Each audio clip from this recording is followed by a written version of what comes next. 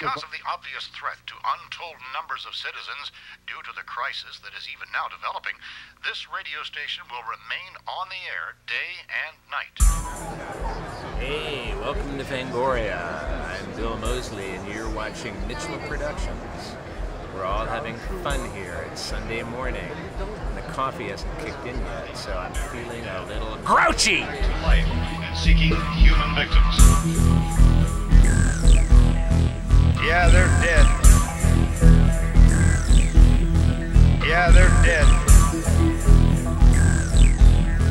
Yeah, they're dead. They're all messed up.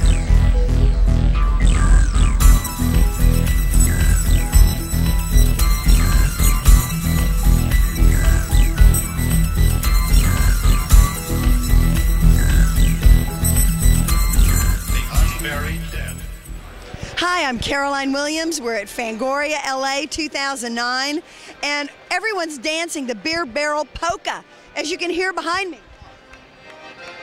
But we're also rocking and rolling, bathing in the blood, having a great time, hanging around in a subculture just for me and you. We're both standing. Hi, all you horror movie fans. I'm standing here with John Saxon, the star of Nightmare on Elm Street, Enter the Dragon, and a bunch of other films. So how you doing today, sir? I'm doing fine, thank you. I just got a couple of questions for you. Tell me. What is your favorite horror movie of all time?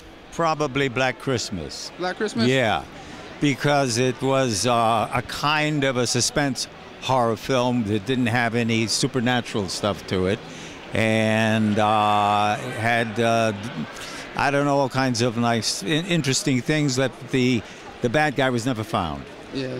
That's the point. So, what do you think about the remake of Nightmare on Elm Street? You know, I know nothing about it. I keep being asked this question, which is really interesting to me, because people seem to think, or maybe even assume, and I have no knowledge of it at all, that I'm going to play some sort of a cameo role in the film. I don't know where this comes from. That would be the coolest thing ever if that happened. Well, I wouldn't mind it at all, and that people keep mentioning it makes me wonder where it's coming from. That's it. Do you have anything to say to your fans out there about your website? I'm going to be still moving on and working as an actor and other things for as long as I live. Hey, all you horror movie fans. I'm sitting here with Reggie Banister, the legend from Phantasm. So what do you think about all these remakes and, reimaginings of movies these days? Well, I understand, you're talking about big studio remakes of franchise pieces. I understand why they want to do it, because they figure, well, there's generations of people that didn't see that first stone go into the quiet pond, and so they just take that. They just take that and run with it. They just get new young actors and they just tell the same story over. That's okay. I mean, it's their money. Whatever. But for example, the Phantasm franchise, we never did that, and we never will. When I say we, I'm talking about Don Coscarelli and the rest of us. At some point, I have a strong feeling that this franchise will go on after we've croaked, after we're all, like at Morningside Cemetery, whatever, mausoleum, and somebody will do it. They'll remake it somewhere along the line, and everybody can just either go, yeah, that's great, or, whatever. Is there going to be a number 5 coming out soon? This is the 30th anniversary of the first picture. And so we're doing a lot of reunion stuff. So we're getting together a lot. So we're hoping, everybody keep your fingers crossed. Fingers, eyes, toes. Nipples. No. Balls. And hopefully this will be a good year for the Phantasm series. Well, thank you very much, Reggie, for taking your time out to spend. Hey, horror movie fans, Brendan Mitchell here, and I'm sitting here with the godfather of gore himself, Herschel Gordon Lewis. How you doing today, sir? I'm having a wonderful time here. This is, as you know, Fangoria is the king of the hill, and I am truly honored to be part of their mix. What's the new movie you're promoting this weekend? Well, the new movie is called Grim Fairy Tale. We just finished shooting it about a week and a half ago. And so far, from the footage I have looked at, I'm very pleased with what I see. Grim Fairy Tale, I think, will mark another change in the direction of this kind of movie. As I think you're much aware, Blood Feast, I think, is the reason we're all here today. Exactly. It started the whole trend. But it's been my opinion that of late, a lot of these movies are derivative. That is, you think you're seeing the same movie over and over again.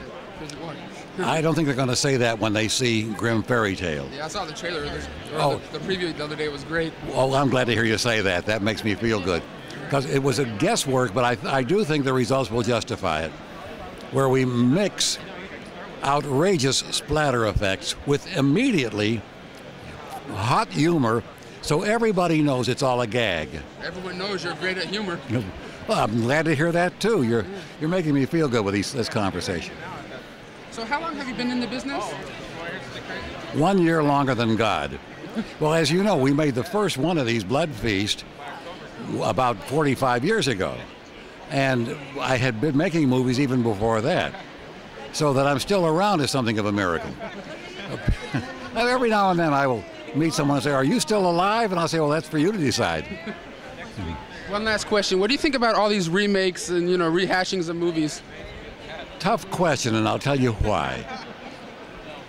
When someone else remakes a movie that I have made, when I'm still around to look at it, it's not as though they remake this after I'm no longer around to look at it.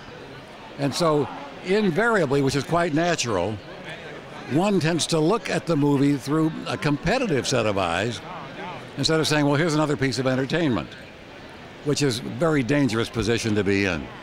What did you think about them remaking, the 2000 Maniacs? You mean that 2001 Maniac? 2001, yeah. Well, Tim Sullivan, who directed that's a very talented young man. Yeah, yes, yeah. Just as Jeremy Kasdan, who remade The Wizard of Gore, is also very talented, but they made a different kind of movie. So when you ask me what I think of it, you see, I'm looking at it through my eyes, which is not fair. If I were to look at it through a typical moviegoer's pair of eyes, I'd say nice job. Yeah. Do you have one last thing to say to your fans out there that are watching you on YouTube? Yes, I do. Thank you for being there. You folks out there have made it possible for me to lead a very good, happy, and contented life. Thank you all.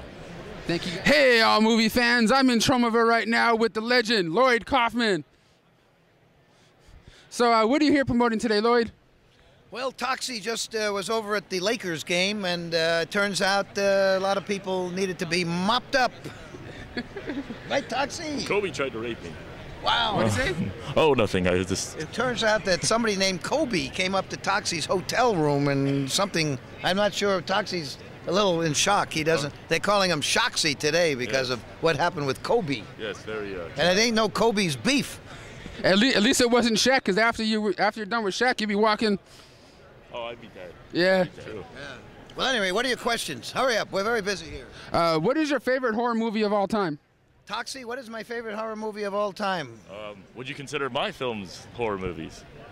Well, I don't really think The Toxic Avenger is a horror movie. I see that more as more in the Ingmar Bergman area, kind of a profound, here's a young homosexual boy, come here.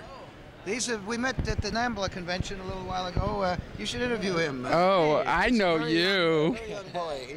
Ooh. Tell us, what is your favorite horror film? Poltergeist: Night of the Chicken Dead. Oh my gosh. It's my favorite film ever made. Wow. Is it all the whole fisting thing at the beginning? No, it's just the film itself. I mean, the performances are breathtaking. The music is so musical, it's amazing. I mean, it's probably the most brilliant thing ever written by anyone since the Bible. That's true. Was that the first movie you ever did when you started when you were singing yourself? No, never. I've been singing for years because I'm a gay married man. But let's get back to... So Lloyd, what was the movie that influenced you to start, going out and making your own films? Well, everybody knows that Martin Scorsese, when he did Mean Streets, that he was imitating The Toxic Avenger. Everyone knows that. Obviously, for sure. And I guess that Chaplin, City Lights, Toxie, we were influenced by City Lights. Well, thank you guys for watching. I'm here with Lloyd Kaufman. That's Watch.